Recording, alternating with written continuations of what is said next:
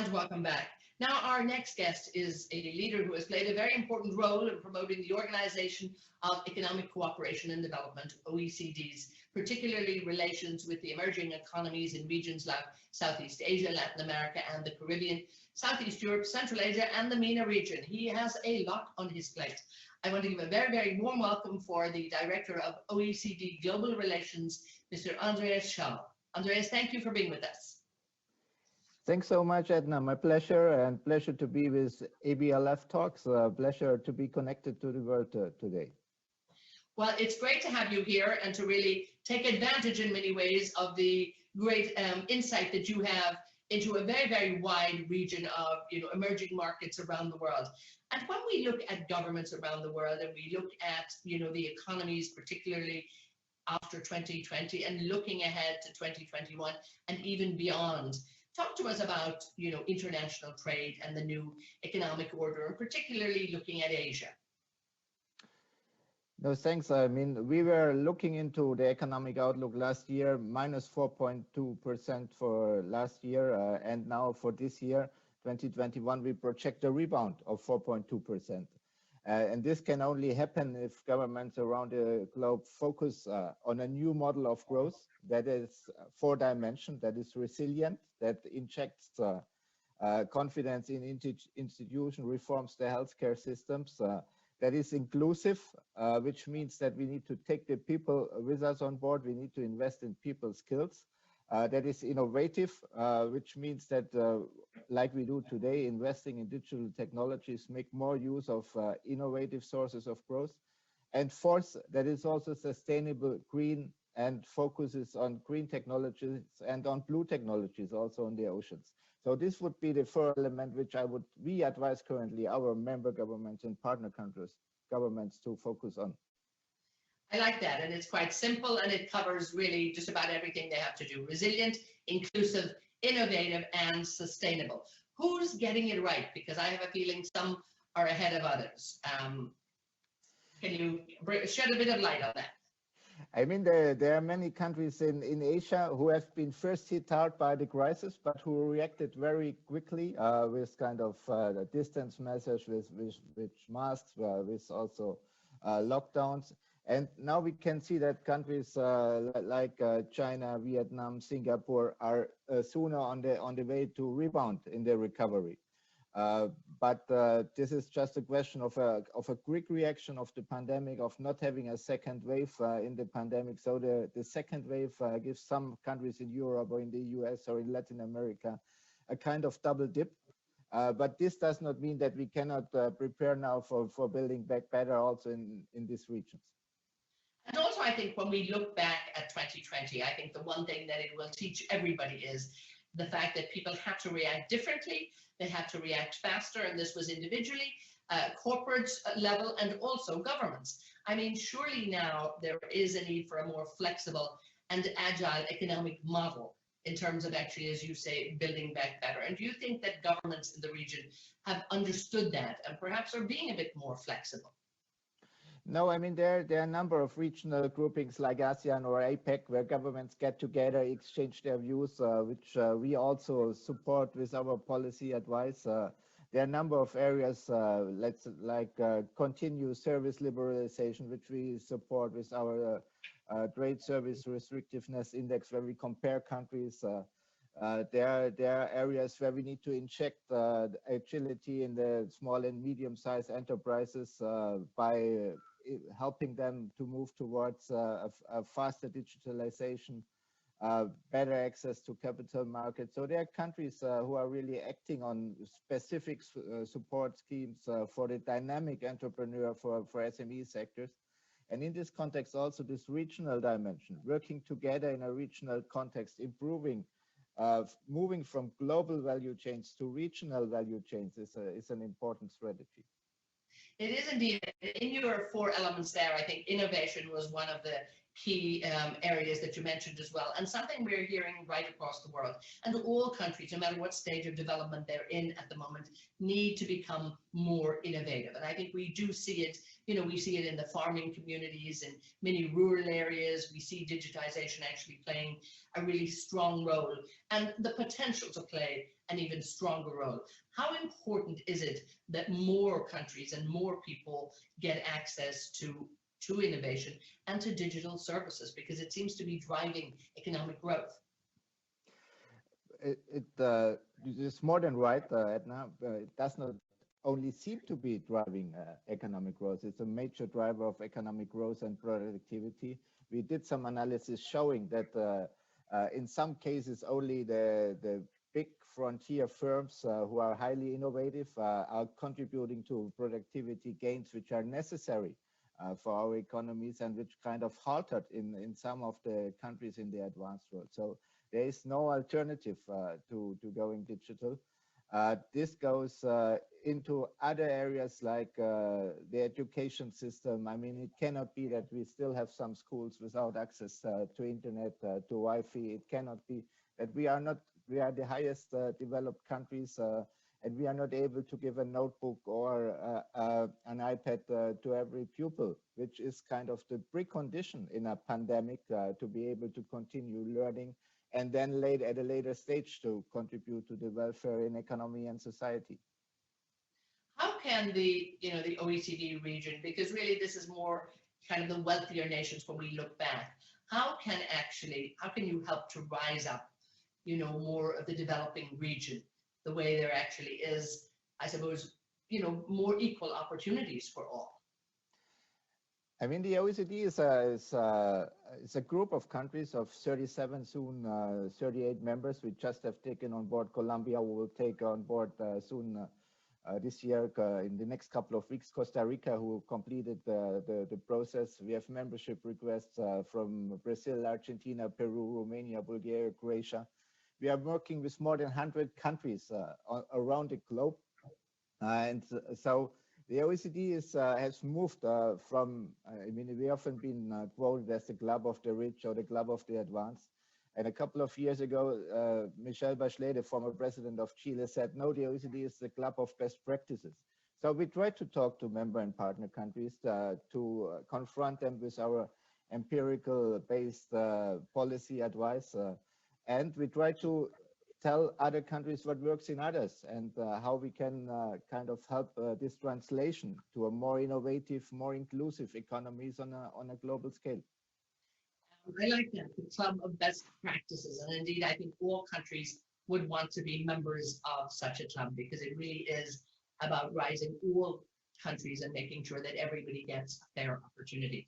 Talk to us a little bit about the economic and the international relations between the US and China last year, and also in the last few years, in terms of their impact on international trade. And indeed, looking at the new administration in the US at the moment, how do you see a shift perhaps in the coming year? I think in this context, it's very important to note that we need to have a global playing field, because in the past we have seen companies globalizing themselves. We have seen multinational enterprises. We have seen a very dynamic development in globalization. And we at the OECD, we believe that this needs to be mirrored also by government action in order to really create a framework under which globalization can develop, so that everybody plays on the ground of the same rules, what we call the global level playing field. And I think many of the things we are discussing in the great conflict over the past 4 or 5 years between China and the US on the one side, but also Europe in between, they were linked to the absence of a feeling in politics and also in society that there is not such a thing like a managed globalization. There is not such a thing. I mean, besides the WTO, there are certain rules, but we need to have a broader concept of the rules of the game for globalization. And the OECD is just a little small planet in this universe of defining the rules of the game. But we are working on taxation, on responsible business conduct, on the fight against corruption. So it's a task for all of us, and also for the people listening to us, to really help us to define the rules of the game for a global economy. And I'm sure that if we are getting this right, and 2021 can become a year of multilateralism again, this could be a real, this is a challenge for a generation to define this architecture of a global level playing field. Do you think that the pandemic in the last year, has maybe put the brakes on just a little bit, or do you think the recovery in terms of better globalization will actually manifest itself again quite soon? There is this often, glad for this question, Edna, there is this often quoted question that a crisis is a terrible thing to waste. This means that this crisis, I mean, as bad as it is on people's health, on the loss of life, on the challenge for our health system, but it puts the spotlights. It exacerbates existing inequalities. It exacerbates existing gaps in the digital technology. So it helps us to redefine our focus, to kind of see what we really need and how governments and businesses and civil society can act together to form what we call today, this often quoted, building back better. So in a way, it's a terrible thing, but it also offers our eyes to new opportunities.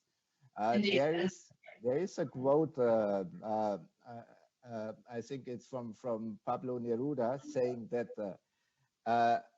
some crises they do not open scars in your skin, but they open the eyes of the people. And I think this is a moment in which we are in. So we stand ready to help and support and take it from there. Indeed, yes, and I think we've heard that from many, many people, and even just our previous speaker there, a banker, talking about it is a bit of it was a time where, yes, it was an eye-opener for a lot of people, a lot of companies, a lot of governments, and again, we should be learning lessons from this. Now, I'm always encouraging our audience to make sure that they're engaged and to send us some questions, so let me go to a few that we have here, and we have them from Talia in Germany. And it's great to see such a diverse audience that we have really around the world, as we always do here. So thank you all for tuning in, and thanks for your questions. But Talia in Germany would like to know, how crucial is OECD's work in enabling financial literacy at the grassroots as a driver for development? First of all, thanks to Talia for this question, and I'm glad to confirm that I'm also in Germany, in Potsdam. I pretend to be in Paris at the OECD, but the digital technology makes it possible. And I'm actually in Germany and talk to you in Dubai and talk to colleagues and friends in Germany. Financial literacy is one of our core areas of work because we have financial literacy guidelines. We have toolkits for financial education. We have been at the forefront of this because we really believe that better educated citizens can be better prepared for various situations in life. So key issue, and happy to have this question and happy to continue working on this important issue. And again, when we look at enabling financial literacy, I mean, are we looking at the educational systems? Are we looking at just general support for people in small and medium-sized business? I mean, how are we actually been able to deliver that? I think it has various components, as you rightly say. I mean, it has strong links in the education system. How can you do your A-levels without going through kind of what is a life insurance about? Where can you put money on stock markets and things like that? So we need to do more in the education system in a narrow sense. Also help companies to develop in the financial markets in the sector with a focus on consumer, because if the financial crisis of 2007-2008 has left us with any lesson, it is first multilateralism, but second is educate the people, educate them on the risks they are undertaking, but also educate them on the opportunities linked to financial markets. Now, another question we have here from, let's go, Mark in Dubai. How can the gap between countries that are ahead of the curve in digital development and the digital laggard, so to speak, how can that be bridged? And I know we touched on it a little bit earlier there, but that's very specifically in terms of what can be done. I mean, I think, one area we can rely on is, of course, competition among companies, but also competition among countries. I mean, if you look at the wonderful digital virtual world you're creating in Dubai at this very moment, you're creating with ABLF. This is something which can be learned lesson to even to countries in Europe, in Germany, in France, in Luxembourg. I think this there is a drive. There are competitive drivers for making this happen. We try to shed light on best practices. You know, we try to shed light on what works in some countries where companies get the profits of productivity by investing in technology. And then we try to speak about these best practices to other countries and see how we can close the gap, avoid further digital divides. But there are also huge opportunities for emerging markets, even for developing countries. I mean, 15 years ago, there was a discussion about leapfrogging in Africa to bring that Africa may not need to go through all the process of industrial development, but may move directly into a digital age. And if you but look, did it happen? I mean, you know, really, Andreas, did that happen in reality? I mean, it happened in not so much. I mean, it happens in parts of Africa. There are some good examples, but it did not happen to the extent we have expected it. But if you look how many people are using a mobile phone in India, for example, how many people have come out of poverty in India and China over the past 2 decades, mainly by drivers of technology, of course also of manufacturing. But there's a huge potential. It will not. It's hard to predict how this will work, and I'm not here to predict anything on that front, and not to predict which country will win the race. But I think it's an amazing opportunity for many countries and many citizens. Yes, indeed. And I think we can see it around the world.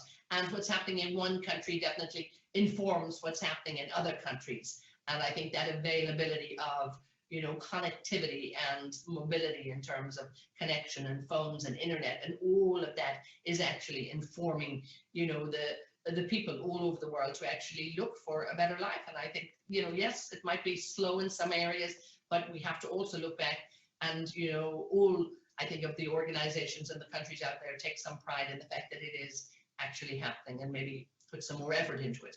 Now, a question here from Mohammed in Abu Dhabi saying here that you mentioned that China and Vietnam, you highlighted them perhaps as countries that have registered economic recovery.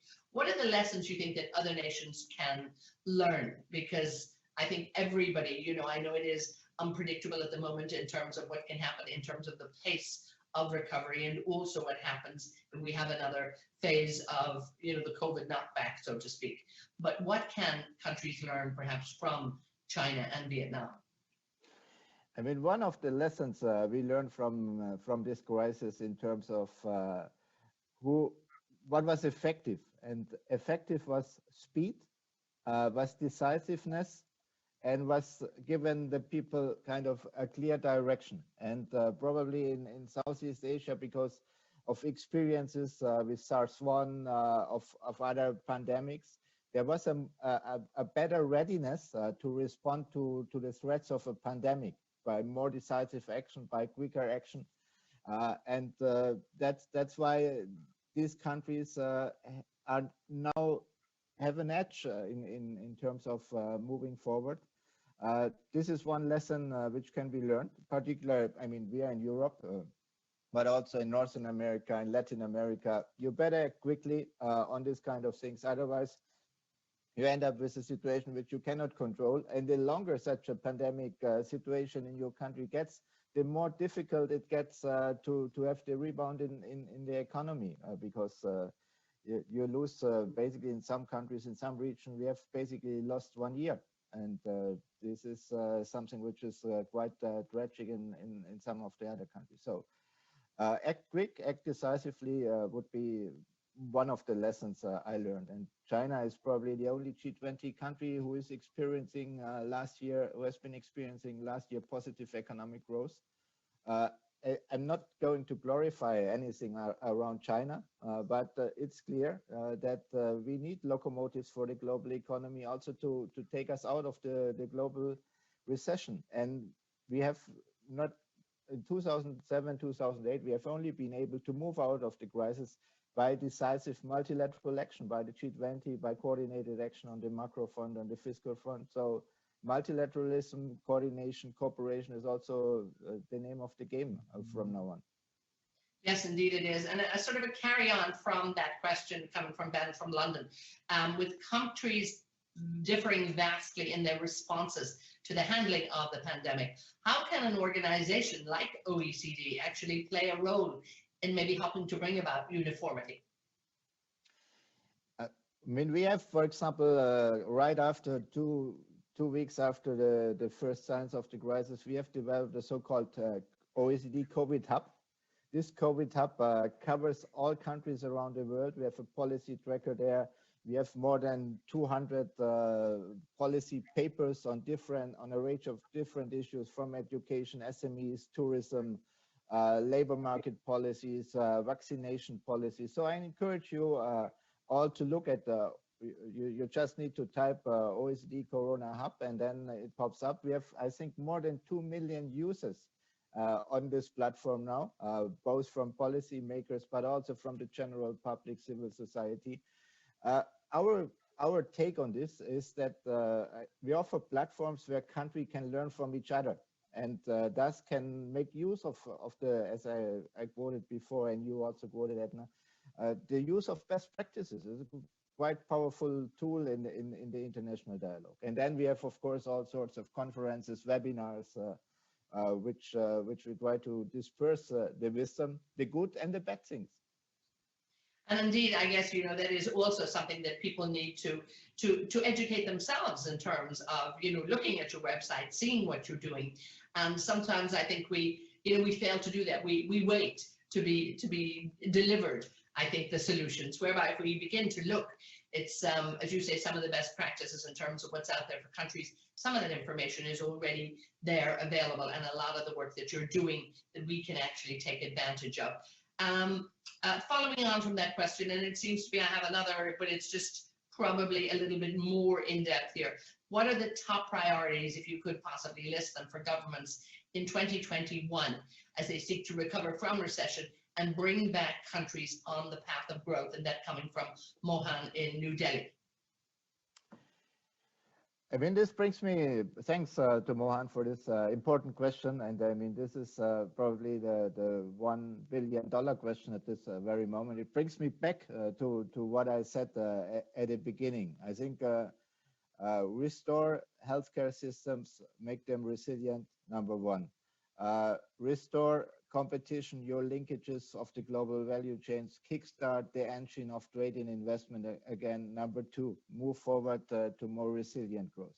Number three, address the needs of the most vulnerable, which have been hit hard by the crisis. In some countries, it starts with the middle class, but it goes to the low skilled. Invest in them, help them, support them. Address the specific need of women, which have been suffering quite a lot in the crisis. This would be priority number three. Priority number four, when considering Build Back Better, climate change, the green economy, the blue economy is of huge importance for our generation and our kids and the kids of our kids if they come one day. So this is the green and blue dimension. I would really put as here as fourth priority, but maybe it's the priority number one going forward in the next decade. Talk to me a little bit more about that in terms of sustainability, in terms of the green economy, because certainly when we look around the world, this is the direction that the world is taking. I think the political will is there. We need to perhaps speed it up a little bit. But now we've got the bankers on board, and we just heard from one earlier in our conversation here on ABLF Talks. So how important is it that this is, I suppose, moved up the agenda of all countries? I think it's like the digital front. It's a transversal topic, and it's a key decisive topic, uh, because you can look, for example, look at your tax system, put a price on carbon economy, so you can send signals if you have a price on carbon, if you tax the use of CO2. So you can really send the decisive signals to your economy. You can send signals with green investment banking, with green bonds. You can reform your financial markets in accordingly. You can do uh, more green topics in your education system. You can educate even your pupils what climate change is about, how to. You can change your mobility system, moving away from from an oil-driven mobility system towards one which is driven by electronic, by smart cities. So it's a huge. It's not only an environmental topic. It's a huge economic topic, and we have been spearheading some of the work with some reports, investing in climate, investing in growth, showing that both is possible. Growth, green and clean go together. Now, of course, in the last year, there was a big focus for G20, in Saudi Arabia. But looking around the region here, how encouraged are you and all of you at OECD Global Relations when you look at the Middle East now, when you look at some of the leaders in the Middle East and actually the action that they're taking, for a more sustainable, greener and cleaner economy? I mean, there are fantastic new assets in policy makings in some countries, some Arab countries in the region. We have been working with the United Arab Emirates, for example, on the well-being agenda. The United Arab Emirates are they're one of the few countries who have a minister for happiness, with whom we work very closely together to advance the well-being agenda, which is asking the question not only which grows, but also whose grows. So who is participating in the growth project? So there are very important elements. There are, of course, other challenges in the region, like peace and stability for some countries in some neighboring countries. You have still fragile states, still problems, but there is an opportunity if you kind of drive the investment system. You have SME developments here. You help move countries to more economic and social dynamic. And so we are working very closely. We have a MENA regional program. We are working very closely with the Emirates and with other parts. We are also supporting Saudi Arabia in the context of the G20 presidency. So there's an opportunity if all parts in the region are working together. And the signs we had, for example, with the Abraham Accord about peace and having closer links between the United Arab Emirates and Israel, for example, these are promising, encouraging plans which we are happy to look forward and to further sustain and support. And just to wrap up very quickly, looking ahead to Asia. I mean, there's so much, our neighbors, and we're here in Dubai looking at the hub, and we look to Asia constantly in terms of what's going on. What's the future there? I mean, Asia will be probably the dynamic growing region in the next 50 years. So everybody is kind of looking very sometimes jealously, but also sometimes very interesting. Whenever I'm walking through the streets of Vietnam, Hanoi in Vietnam, and I come back, I tell my children, you better do your homework. There is a young generation, a hungry generation who really wants to shape the cake going forward. And this is something where Dubai and the United Arab Emirates are very well placed to be a hub, to be an anchor. And the OECD is also looking forward, bringing in more Southeast Asian economies into the OECD. And we're very excited about the developments there. Of course, there are a lot of geopolitics around it. You mentioned US, China, not to speak of what's happening there in the region, but this is a huge opportunity. It is indeed, and as you say, it is also about bringing all of these countries into the club of best practices. I like that, and looking ahead, resiliency, inclusiveness, innovation, and sustainability. That's what we all need to be looking out for. Andreas Schaal, thank you so much, the OECD Global Relations, the director of that department there. Thank you so much for joining us. We really appreciate it. Thank you for being with us. Thanks so much, Edna. Thanks for this fireside for lunch. Really, and I really enjoyed that conversation. So we have still more coming up here on ABLF Talks. So stay with us. We'll be back shortly.